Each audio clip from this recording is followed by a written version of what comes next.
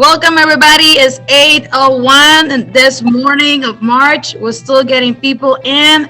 Welcome to Early Birds Canvas, our first session for World Languages teachers. We wanted to share with you. Well, actually, I'm a learner today with Patty. She is the expert today. I'm just going to be the moderator. My name is Diana Ray, and I am a Spanish teacher at Frisco High School here at Frisco ISD, and I'm so happy to be here with you, with all of you today, with the energy of learning something new, taking the risk to learn something new, right? Especially in these times, we need to just keep learning. That's the only thing that will help our students improve in that proficiency that we want them to reach. All right, so let's move on. Our learning target is going to be, by the end of this session, you will be able to utilize the benefits of Canvas, LockDown, and collaboration tools to personalize learning for your students. So, and I'm gonna put your hands together for Patty because after this, she's taking over. Go ahead, Patty. Thank you, Diana. Very happy to be here with you guys. Here we go. We're going to be talking about two, they are not related at all, but I was asked by some of my colleagues here at Frisco ISD to teach them how to use the LockDown browser. So then I said, yes, let's go ahead, let's meet together and I show you, because we are lucky to have this paid resource by our school district. So if you do not use LockDown browser in your school district, that would be a great way to start introducing this feature inside Canvas. Unfortunately, the school district needs to pay for it. However, that's what I added, the Canvas collaboration. So then you have also something to benefit from this session, but at the same time, know the tools that Canvas can offer us.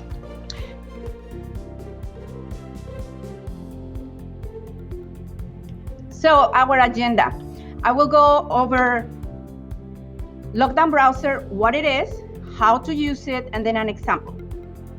Same with collaboration, I'm gonna teach you what it is, how to use it, and an example. So let's get started with LockDown browser. LockDown browser is a custom browser, meaning that is just for what we're gonna use it for. What is a browser? The browser, we have Chrome, we have Safari, if we're using like Apple, products, we have plenty of them. The one that I prefer to use, and I suggest all my students to use all the time, is Chrome, because it has a beautiful integration with everything that we do in Canvas. So when students, that's the first thing, that when students are like, I cannot open this, or this is not showing, the first thing that you need to ask them is, what browser are you using? Because the majority, are using another one, and that's the reason that is not integrating very well. So that's number one thing, that you need to make sure that your students are using Chrome. So this browser, in LockDown browser, is a completely different one. It locks down the testing environment, prevents access to unapproved resources, and prevents cheating on a test. Your students are going to see a full screen.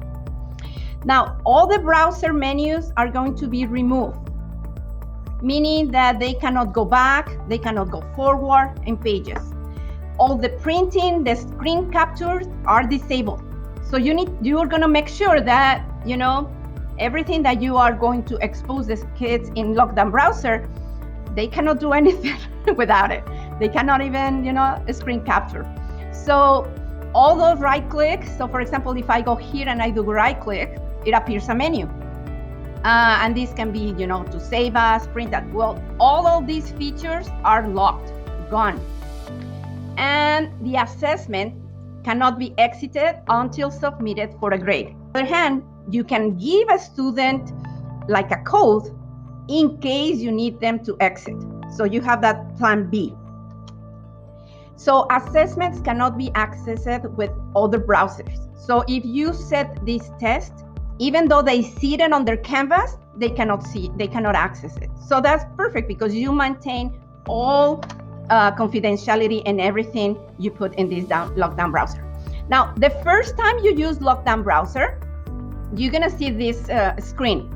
It scared me the first time. I was like, where did I go? Don't worry, okay? You're just gonna click here to access, and then you will never see this screen again, okay? But I mean, that it happened to me, so I wanna make sure, because I was like, am I in the right place? So that's one thing that I would like, because I don't have this screen anymore. So I will go to my course, but they will not see it. So I wanna make sure to point this out.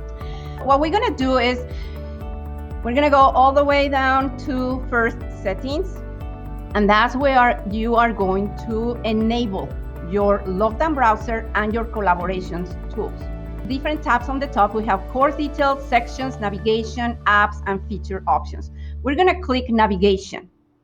So these are only the ones that I want my students to see. If I don't want my students to see grades, then I disable it with these 3 dots. Now, obviously you have this LockDown browser down here. So you need to find it. You need to find the one that says LockDown browser. You need to find the one collaboration. So if you have a Canvas course right now, I suggest you go there right now, settings, navigation, and then find the one that says collaborations, because that's the one that you're gonna have. If you're in Frisco ISD or in another school district that has LockDown browser, you will see this one too, and you can enable it. So you click the 3 dots and then just click enable. It's going to appear on the top ones that I want my students to see. So this is very important. I suggest that you select which ones you want to hide from your students, so then the students don't see so many here. But because you see, all of these are available for students, but for my purpose of teaching and for students to be, rerouted to the correct place, I disable the ones that I don't need, okay? So now that you enable collaborations and LockDown browsers, you will be able to see them on the left. Now, one important thing, make sure that you save. If you don't save, it doesn't save. It has happened to me multiple times. I already arranged it and everything, and I forget to save. So please save. Alrighty, so now that I saved, I can see it here on the left side, collaborations and LockDown browser. That's where I click. I go there directly. Now, as I told you, you will see that beginning welcome page. Don't freak out, just click. Okay, yes, I'm ready to start using LockDown browser. Now this is gonna be called your dashboard. Rule number 1, do not use any emoji or weird character here, because LockDown browser is not gonna work. Now, as you can see, I have, these are some of the tests for the semester 2 that we started. And these are the ones that I have already administered with LockDown browser. So here is where you're gonna see all the quizzes. So you will see any quiz that you have created is gonna be here. And you can select which one is the one that you want the students to be required to use the LockDown browser. So you're gonna go here where it's this little menu, settings, and here is where you are going to specify what you need. I always provide a password, because then that way everybody's gonna be ready with LockDown browser, and I'm still gonna ask them for a password because I want them to start at the same time. This is just me. But if you just send it at home and you don't have a specific timeline, as long as they use the LockDown browser, then you don't need a password. It's optional. Then we're gonna click them here, specifically require. So it says don't require, require. So in this case, I'm requiring that the students use the LockDown browser for this exam. Then I'm gonna click my advanced settings tab. For this one, I require this. It says require LockDown browser to view feedback and results. Optional for you. If you want this part, you don't have to. But then it says log students into the browser until the exam is complete. Yes, I want that. As soon as they start, they cannot leave. So that's important, because once they start LockDown browser, they cannot leave. Okay. There's an optional in case, like it's an emergency. So then you're like, okay, I'm going to set a password for that emergency student. But I mean, the student cannot leave this LockDown browser if they don't have this password. So I like to enable that piece. And there's allow students to LockDown browser for Chromebook. Now, for this Chromebook is for those users like our school district that uses Chromebook. Now, I'm gonna ask my DLC to enable me the beta, another second beta feature that I'm gonna explain in just a minute. And you will see the settings right here. So whenever I talk about the settings for this LockDown browser, you will see them here as well. And then just save and close. And that's it. You're all done. You don't have to do anything else. Simple as that. So now your students will see this quiz and it's gonna say it requires LockDown browser. So remember, just click require the LockDown browser, set up the password if you decide to do so, and if you want the students to have an emergency passcode to exit the quiz, then you can assign it right there as well. Is I post a page with the LockDown instructions. I practice with my students. I say, okay, today we're gonna take a test on LockDown browser. If they have a Chromebook from Frisco ISD, then it's already installed. They don't do anything. If they are using a Mac or a desktop at home, they download the app with one click. So that's the instructions that I'm sending. So basically they open it, the document, they click on the link, they download, they install it, they know how to do it easily. Every single one of my students did it at home. So that's the important part. I say just choose the one that you need. Once the students install, this is the part, like, because as teachers, you're like, but I cannot control that. Well, you just set the expectations with the students. You say, you're not gonna be able to take this test. We're practicing today. So show me that you download the app and that you were able to take my practice test. All my students, but one, were not able to install it. And then I follow up with her, and because his dad didn't remember his password to enter the admin part of his laptop. So then, but I was like, well, just make sure. And then that way you will be, he was able to recover somehow the password, and she was able to restore it and be ready for the test. I have some questions. How does the LockDown browser work with a time quiz? Okay, same. I mean, the quiz settings work exactly the same. So you said if you want your LockDown browser to be your quiz 20 minutes, you set it up under quiz. So for the quiz settings, you don't need to do anything at all. Just whatever you have done in the past with any quiz, the amount of time, anything, it works the same. So you select your time under the quiz settings. It says, if you have a timed test, it will close after the time you have set, or you can choose to have a 1-minute warning for students.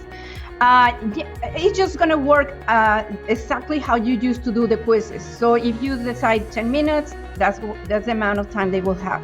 So the settings under quizzes remain. Now, the instructions for students is that students install the app, and then they just logs out of the Chromebook that they have. So I'm gonna have to log out of my whole computer. And then when they log back in, on the bottom of their screen, they will see the app.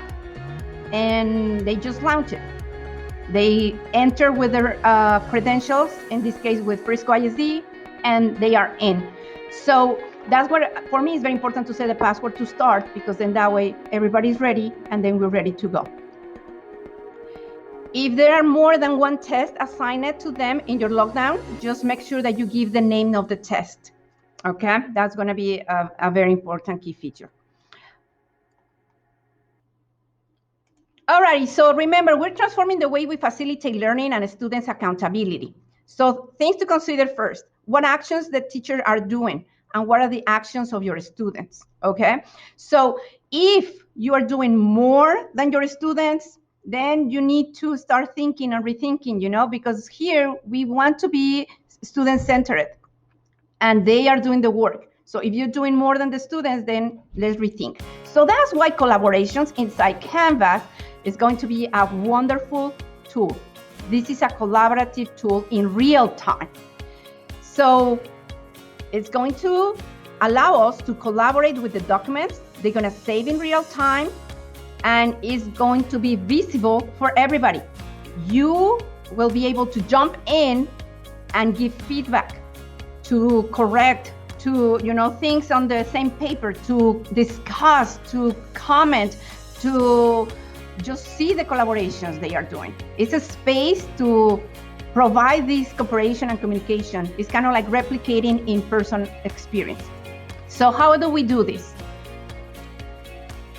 So first, we're going to go again, as I said, we already have enabled it because we already went to the settings, the navigation tab. We enabled the collaborations already in Canvas. So now you're just going to click the collaboration tab. Simple as that. And from there, you create a collaboration.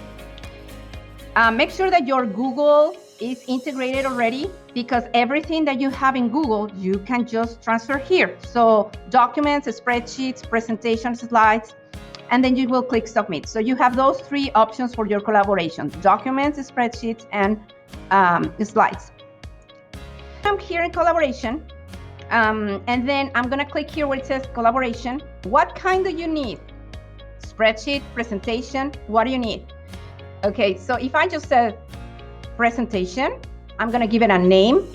So I will tell my students, go to the collaboration tab, find this specific one, name it as, like the topic that you need. And then I'm gonna show you what it looks like. You want them to just start from scratch, just to create a collaboration document from scratch. This is it, but you can actually just copy paste your information from another slides or document to provide a template. For example, you already have the access, so the students don't need to share you the access, okay? And you can send a template that you already created, and then the students will be able to just use your same template. So these are the slides, okay, that my students are collaborating.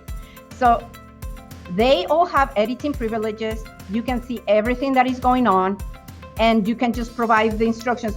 The beauty of these is that you can copy your templates that you already had. So it creates the blank slide, and you can just copy paste your already created slides. Thank you, Patty. Thank you very much, guys. It's 8:33. We're just gonna move on to closing. We already appreciate. You can follow us on Twitter. My name is Senora Ray, Diana Ray. I teach Spanish at Frisco High School, Frisco ISD. And my Twitter account is at Senora Diana Ray. And you can also find Patty. She's in Liberty High School, and she's also a Spanish teacher. She's amazing with technology. And so you can find Patty Flores at Twitter at Coach P Flores. Coach P Flores, all right, for the Spanish ones. So we appreciate that. If you got any comments or any questions, and this is a really humble project that we put together for you guys. So if we need your comments, we need to know what you need, so we can support you in any way, especially in these times. And really quick, I added that link, and I'm gonna add it one more time for you in the chat before we all leave. I'm trying to be really quick. You can add your ideas and strategies as well. Also, another thing going on that we're gonna share with you is a podcast. If you're a Spanish teacher, you wanna listen to it. It's also a new project that is going on that started this year. And we got an amazing special guest, Paola Alba, in this last episode of the Entre Profes de Español. Guys, that's it. Thank you very much. Remember, when you click here and you click there, it can take you anywhere. We don't know where it can take us, all right?